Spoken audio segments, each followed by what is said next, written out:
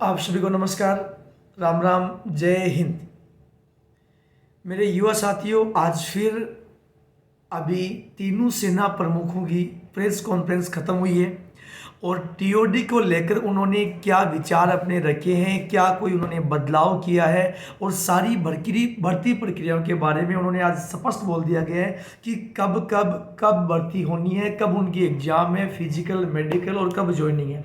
मैं सारी डिटेल आपको अभी बताता हूँ उन चीज़ों के बारे में कि तीनों सेना प्रमुखों ने, चाहे वो थल सेना है, जल सेना है या वायुसेना है। और प्रिय विद्यार्थियों, गर्ल्स के लिए भारतीय नौसेना ने इस बार अलाउ कर दिया गया रिक्रूटमेंट में कि इस बार गर्ल्स भी अलाउ होगी, लेकिन उसके बावजूद भी भारतीय वायुसेना ने जो 2019 की भर्ती है उसके बारे में प्रेस कॉन्फ्रेंस में साफ साफ उन्होंने स्पष्ट बोला गया है कि पीछे जो भी रिक्रूटमेंट हमने किया था वो सारी निरस्त है। अब जो भी रिक्वायरमेंट होगा वो अग्निवीर के माध्यम से ही होगा।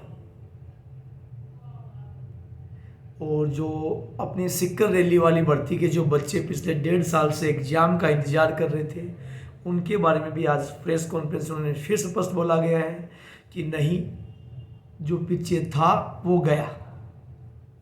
ये दो चीज़ें भाई बहुत गलत है भाई। अब जिन बच्चों का ज्वाइनिंग बाकी था, आप प्रेस कॉन्फ्रेंस को सुनना, उनके जो शब्द थे मैं आपको बता रहा हूँ। प्रेस कॉन्फ्रेंस में पहले ये बोला गया, थल सेना अध्यक्ष द्वारा ये बोला गया, थल सेना प्रमुख ने बोला कि अगर हम कोई भर्ती प्रक्रिया पहले कर लेते, हमारी एग्जाम हो जाती, तो हम उसके बारे में सोचते। तो उसी समय एक पत्रकार ने तुरंत वहाँ सवाल पूछ लिया कि सर 2019 एयरफोर्स की तो एग्जाम भी हो चुकी है, फिजिकल भी हो चुका है, मेडिकल भी हो चुका है, उनकी ज्वाइनिंग नहीं आई है। और वो सवाल का जवाब नहीं दे पाए। उन्होंने तुरंत बोला, वायुसेना प्रमुख को बोला कि बताइए भी। और वायुसेना प्रमुख ने साफ साफ बोल दिया कि जो पीछे था वो खत्म हो गया। ये तो गलत चीज़ है भाई। हाँ, उन्होंने ब्लेम लगाया है। आप मेरे खुद के वीडियो देख लीजिएगा। मैंने बोला था कि टीओडी अच्छा नहीं है विद्यार्थी के लिए, और हम लोगों ने ये बोला था कि आंदोलन में कोई भी बच्चा हिस्सा लेता है वो कभी भी आगजनी तोड़फोड़ ये नहीं करेगा। आज उन्होंने काफ़ी चीज़ों पे ब्लेम लगाया है कि ये है, वो है, ये करवा रहे हैं, राजनेता करवा रहे हैं, कोचिंग वाले करवा रहे हैं, ये करवा रहे हैं। हमारा कोई उद्देश्य नहीं होता, लेकिन ये एक्चुअल में अब जो बच्चा ज्वाइनिंग का वेट कर रहा है, 2 साल हो गया ज्वाइनिंग का वेट कर रहा है, और आप आते एक दिन प्रेस कॉन्फ्रेंस करते हो कि ज्वाइनिंग खत्म हो गया, ज्वाइनिंग होगा ही नहीं, वो भर्ती कैंसिल हो गई।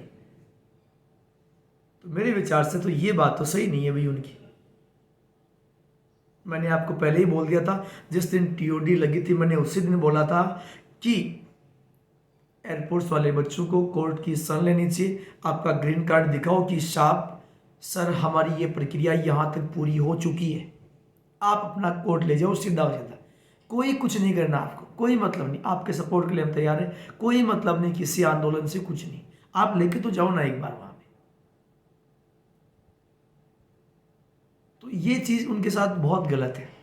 अब जो आगामी भर्ती प्रक्रिया के बारे में उन्होंने बताया है, मैं सारी डिटेल आपके सामने शेयर कर रहा हूँ मेरे प्यारे बच्चों।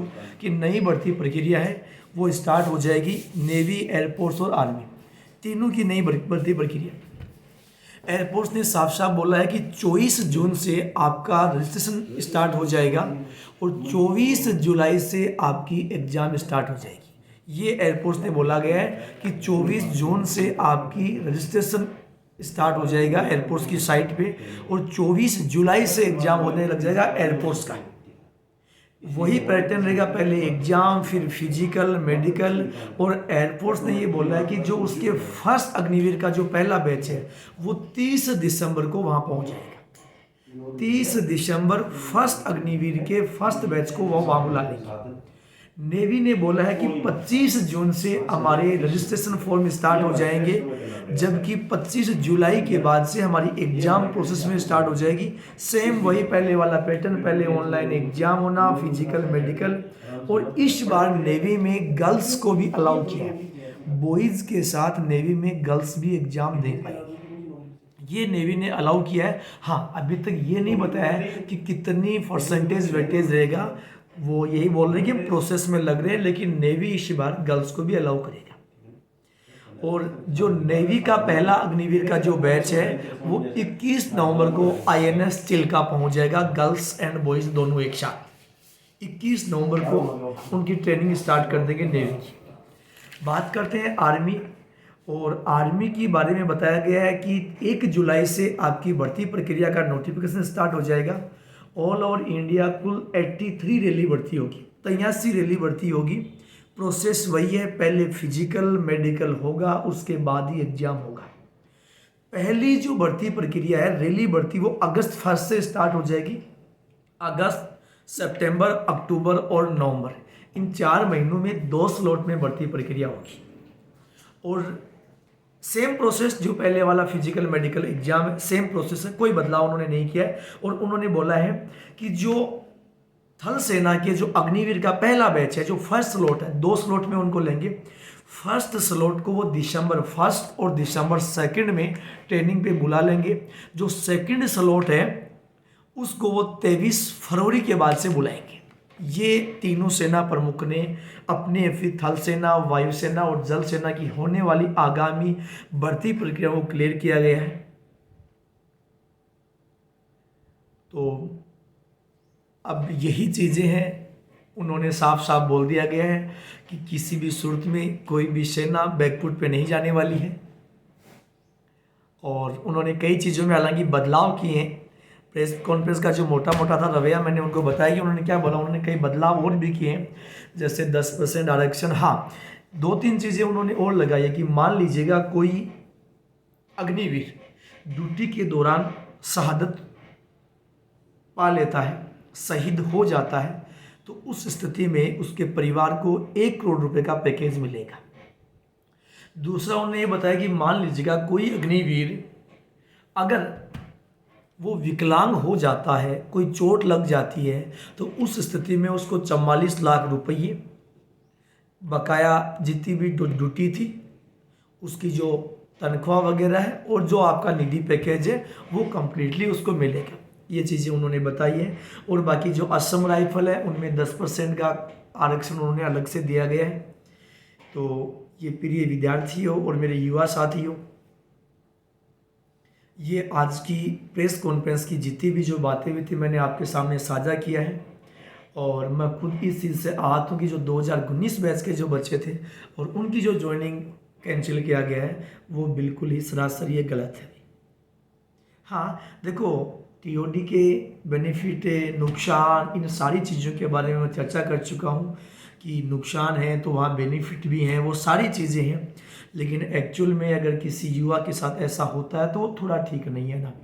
लेकिन मैं फिर एक बार कह रहा हूँ कि अगर आप लोग देखो, ये आंदोलन की जो प्रक्रिया है, ये आपका रवैया थोड़ा सा बहुत गलत है।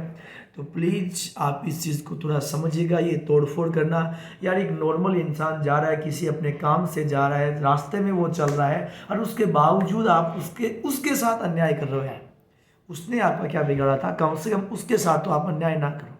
ये बिल्कुल और सरासर गलत है। मेरे प्रिय विद्यार्थियों और युवा साथियों, आशा करता हूँ आपके जो मन में, दिल में जो बीत रही है उस चीज़ को मैं समझ सकता हूँ। लेकिन उन्होंने बोला है कि इस चीज़ को हम बहुत लंबे टाइम से प्रक्रिया में लाना चाह रहे थे। 2 साल कोविड काल में हमें टाइम मिल गया, इसलिए हमने इस भर्ती प्रक्रिया को लगा दी। लेकिन जो 2019 के बच्चे हैं या जो आर्मी, मेडिकल, फिजिकल फिट बच्चे हैं जिनके पास ग्रीन कार्ड मिला हुआ है, डेफिनेट एक बार उनको बिना किसी आंदोलन के कोर्ट का एक बार रवैया अपनाना चाहिए, कोर्ट की तरफ उनको रुख करना चाहिए और अपनी अर्जी लगानी चाहिए कि साहब हमारी केवल ज्वाइनिंग नहीं आई है, ये हमारी केवल एग्जाम नहीं हुई है। ठीक है मेरे युवा साथियों, और अगर आपको कोई भी सपोर्ट किया चाहिए, कोई भी आपका कोई क्वेश्चन होता है, किसी भी प्रकार का कुछ भी आपको डाउट्स पूछना होता है, आप मुझे कमेंट बॉक्स में कमेंट कर सकते हैं। आपके हर सवाल का जवाब देने के लिए मैं हर दिन आपके सामने हाजिर हूँ। आप सभी को नमस्कार, जय हिंद, जय भारत।